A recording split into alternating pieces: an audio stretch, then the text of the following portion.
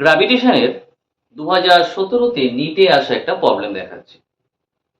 The acceleration due to gravity at a height 1 kilometer above the earth is same as at a depth d below the surface of earth.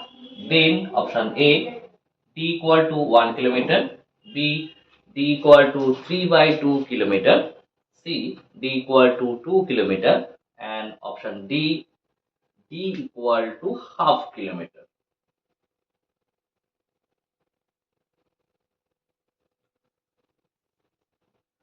কোয়েশ্চেনে কি বলছে, the acceleration due to gravity at a height 1 কিমি above the earth is same as at a depth d below the surface of earth. 1 kilometre হাইটে যে acceleration due to gravity থাকবে, ঠিক d ডেপথেও acceleration due to gravity same. তো সেই D এর value কত? তো আমরা জানি যে হাইটের জন্য অ্যাক্সেলারেশন ডিউ টু গ্র্যাভিটি যে চেঞ্জ হয়, সেই চেঞ্জ যদি আমরা মানে এই হাইটে যদি আমাদের অ্যাক্সেলারেশন ডিউ টু গ্র্যাভিটি যদি জি সাফিক্স এইচ দিয়ে ধরি, তো g suffix h equal to g into 1 minus 2h by R.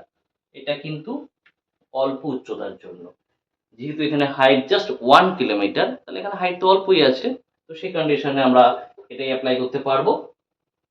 আর ডেপথের জন্য আমাদের অ্যাক্সেলারেশন ডিউ টু গ্র্যাভিটি যেটা হয়, পরিবর্তিত অভিকর্ষজ ত্বরণ, সেটাকে আমি জিডি দিয়ে ডিনোট করলাম, সেটা ইকুয়াল টু জি ইন্টু হয় 1 মাইনাস ডি বাই আর।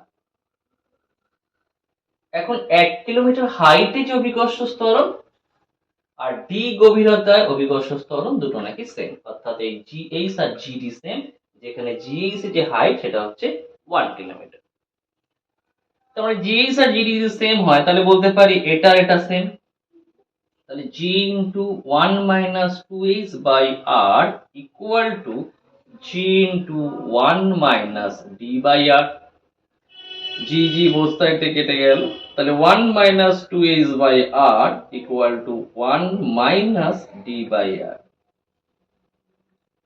1 1 উড়ে গেলে পরে আবার মাইনাস মাইনাসও কেটে গেল, তাহলে আমরা পাচ্ছি 2h by R equal to d by R, আর আরও কেটে যাচ্ছে, তার মানে ডি ইকুয়াল টু আসবে কত, 2h, যেখানে h এর ভ্যালু হচ্ছে 1 কিলোমিটার। 2 ইন্টু 1, তাহলে আমরা ডি ইকুয়াল টু কত পাচ্ছি, 2 কিলোমিটার। কোথায় আছে, সি তে, that means option C is the correct answer.